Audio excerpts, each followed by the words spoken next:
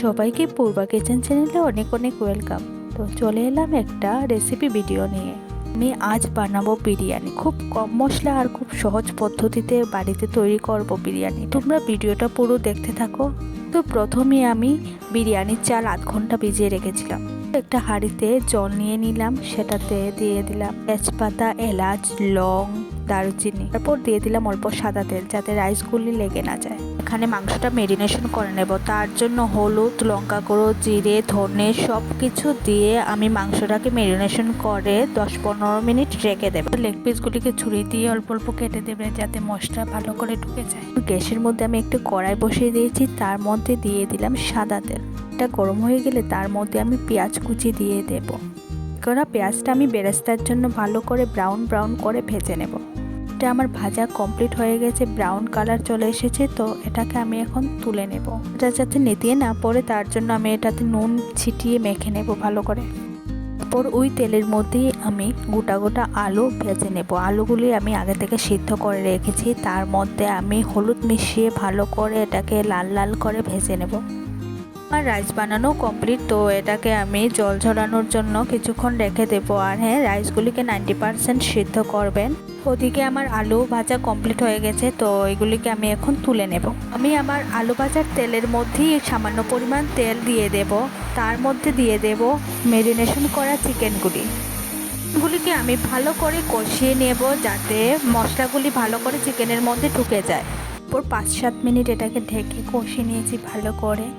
তো একটা খুন্তির সাহায্যে আমি ভালো করে চিকেনটাকে নাড়িয়ে নিয়েছি, যাতে আরও ভালো করে চিকেনের ভিতরে মশলাটা ঢুকে যায়। তারপর আমি দিয়ে দিলাম সামান্য পরিমাণে জল, বেশি জল দেব না, কারণ মাংসটা আমি কষা কষা করে করব। তারপর আমি একটু নাড়া দিয়ে তারপর 5-7 মিনিট ঢাকা দিয়ে রেখে দেব, যাতে জলটা একটু শুকিয়ে যায়। তো চিকেনটা আমার রান্না কমপ্লিট। একটা গামলার মধ্যে আমি এটাকে ঢেলে নেব। গ্রেভি রেখেছি কারণ বিরিয়ানিতে দেব, তার জন্য। তো এখন চালু হলো মেইন প্রসেস। তো প্রথমেই আমি গ্রেভিটাকে ডেগের তলায় দিয়ে দিলাম, যাতে বিরিয়ানিটা ডেগের তলায় না লেগে যায়। গ্রেভিটা দেওয়া কমপ্লিট হলে তারপর রাইসগুলিকে অল্প অল্প করে দিয়ে দেবে।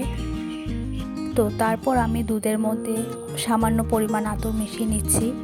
তোমরা ভালো করে দুধের সাথে আতরটাকে মিশিয়ে নেবে।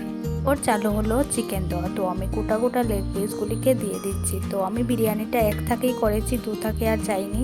তো লেগ পিসগুলিকে ভালো করে সুন্দর করে সাজিয়ে দেব। লেগ পিসগুলি দেওয়া কমপ্লিট হলে আমি গোটা গোটা আলু দিয়ে দেব তাতে। তো আলু কমপ্লিট হয়ে গেলে অল্প গ্রেভি বেঁচেছিল, সেগুলি আমি বিরিয়ানিতে দিয়ে দিচ্ছি, যাতে ফ্লেভারটা আরও ভালো আসে। তারপর আমি দিয়ে দিচ্ছি ভেজে রাখা বেরেস্তাটা। তারপর দিয়ে দিচ্ছি আতরগুলা দুধটা ভালো করে ছড়িয়ে দেব চারিদিকে, যাতে সব দিকে দুধটা চলে যায়। তারপর দিয়ে দেব সামান্য পরিমাণে ঘি। তোমরা যতদূর পরিমাণ সম্ভব ততদূরই দেবে। আমি বেশি একটা দেইনি, জাস্ট গন্ধের জন্য দিয়েছি। তারপর চিকেনটার উপর লেয়ার করে রাইসগুলি ভালো করে দিয়ে দেব। রাইসটাকে চারিদিকে সুন্দর করে ছড়িয়ে দেব। তারপর এটাকে ঢাকা দিয়ে দমে বসিয়ে দেব 15-20 মিনিটের জন্য। 15-20 মিনিট পরে আমার বিরিয়ানিটা তৈরি হয়ে গেছে। তো এখন আমি ঢাকাটা খুলে নেব।